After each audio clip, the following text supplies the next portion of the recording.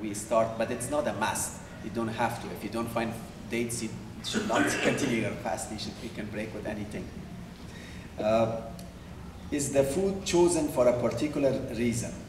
The food usually is open from Islamic point of view. Any kind of food that any culture and society prefer to have, they can have that kind of food, so there is no limitation for the kind of food. But this specific food, I guess, was chosen because of the organizer's taste. Or because of availability of such restaurants. Another question, at the end of the prayer, people left at different times. What signifies the end of the prayer? Very good question. In the prayer, there was two parts.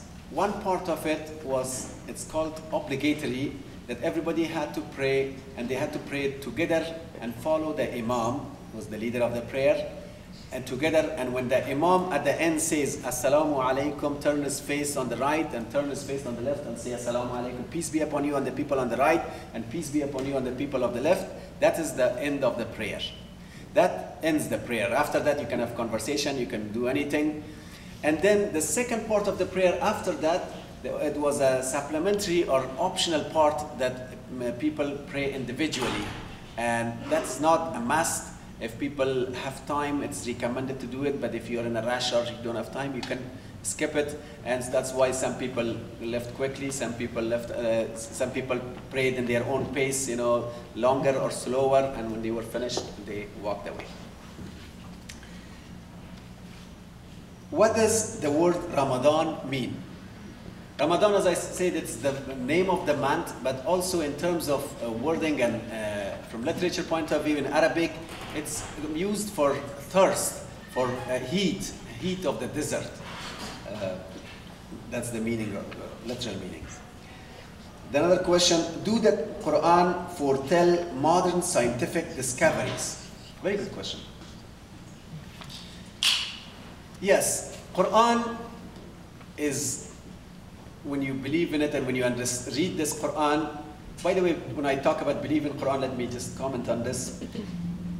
When you start the Quran in this second chapter, which is the biggest chapter or surah, and the first verse, God says, this book is the book of God in which there is no doubt, and this is a book of guidance. Now, a lot of people, when you start that verse, you may say, well, what is the evidence? The evidence is the rest of the book left in front of you. That go through this book, read it. There are all kinds of evidences presented, and at the end of the book, you make your conclusion.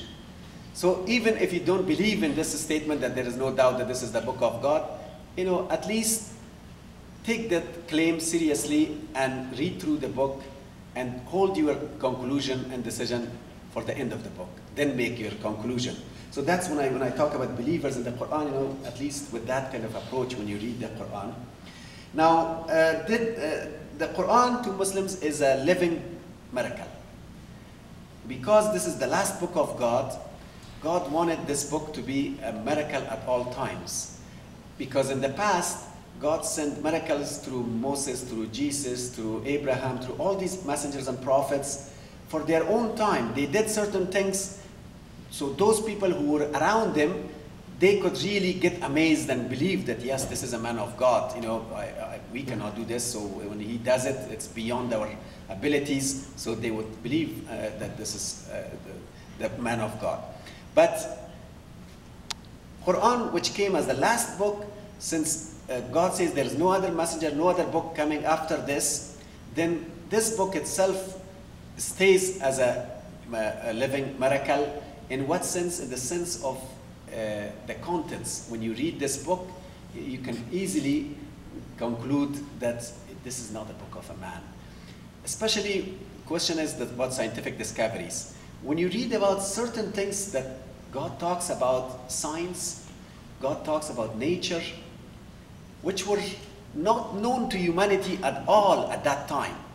You wonder how an unlettered man like Muhammad, you know, understood or learned these points and these thoughts that he put in this book. So Quran is full of scientific realities and truth that have been discovered much later by humanities. Many things that have even not been mentioned in other books also. And for example, God talks about the baby in the womb of the mother. And in this, there are so much details that when you read it, and at that time there was no ultrasound, there was no microscope, and nobody could tell, all these different stages that the baby go through in the womb of the mother. That was not known until 17th and 18th century for humanity, and 19th century. How could Quran explain that? That when many professors of the universities, when they read these teachings, they say that indeed this knowledge was not available to humanity at all, even 2 centuries ago. God talks, for example, about mountains as nails on the earth. This was just proof recently that mountains are so deep inside the earth that only the tip of it is on the earth, and the real length of it is inside the earth. And God says that mountains are to hold the earth from instability. And this is again, geology just proves to us recently that mountains function as such, and they hold the earth, and only the tip of it is on the earth, but the real depth of it is inside. God talks about the earth being circular and spherical by the motion of the day and the night, and many, many things about the universe. God talks about the earth and the heavens to be together at one time. Theory of Big Bang that now talks about. God says specifically in Surah chapter 21, talks about the earth and the heavens, that they were together and God separated them. And then God created water, and then after that all of other things came from water. So these kind of scientific discoveries, because of time I have to limit myself, but yes, the answer is there are a lot about science. And the problem that we find in the West, between science and religion, the conflict and others, when you read the Quran, not only that it does not discourage you from science and development, but it actually appeals to your scientific wisdom, and it encourages and promotes scientific thought by a lot of questions. God says, aren't you using your intellect? Aren't you looking around? Aren't you observing? All of these questions, one after the other, make you think and reflect and experiment, which is the basis of science. Why do women pray below and away from the men? Very good question. They pray behind. See, I know some of our Muslim fellows, they have to leave because of the prayer. So if you have to leave, maybe I will try to finish as soon as possible. But if any of you are restless, I think the moderators have talked about it, that you can quietly do so. The prayer of the men and women. See, there are 3 possibilities to pray under one ceiling and one floor. Either you can pray together, man and woman, or the woman can pray in the front, the man can pray in the back, or the man can pray in the front and the woman in the back.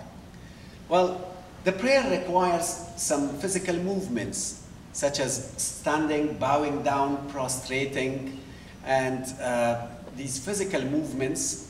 And also you need a lot of concentration in the prayer, because you're talking to God and you're having a very deep engagement of your mind and heart with God, and you don't want to have any kind of distractions. Now in the prayer, anybody from the street can come and join the prayer rows. So you cannot tell that, oh, this is some intellectuals or some special people that they would be observing certain moral things. No, anybody can come and stand up. So men and women, when they stand next to each other, there is room for distractions possibility when anybody. And second, that the first possibility, so basically is difficult to have concentration if you men and women stay together. And then if women are in the front, then women usually, because of these physical movements that they have to bow down and prostrate, many of them don't feel comfortable to do in front of the man, to make themselves down and men are behind them. The third possibility is basically that women pray behind the men, and that does not show any kind of inferiority or superiority of one over the other, but it's just an organization and a way to organize the prayer without distractions.